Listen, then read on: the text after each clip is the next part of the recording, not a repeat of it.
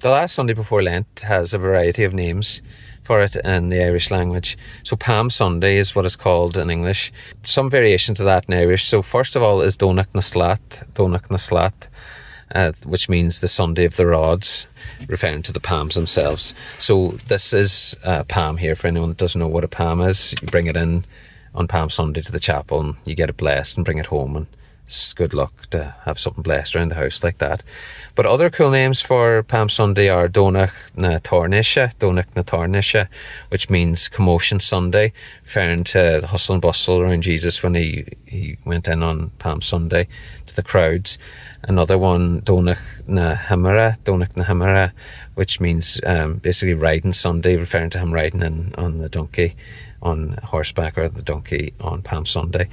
Another one is Donach na Nua, which means yew Sunday. Yew is a yew tree, was used alternative to palms when people wouldn't have palms. Then you have literally Palm Sunday, Donach na Palma, which is literally Palm Sunday. So just wanted to share some of them words, some nice terms there. But Donach na Slat is what would be said in Donegal, I think.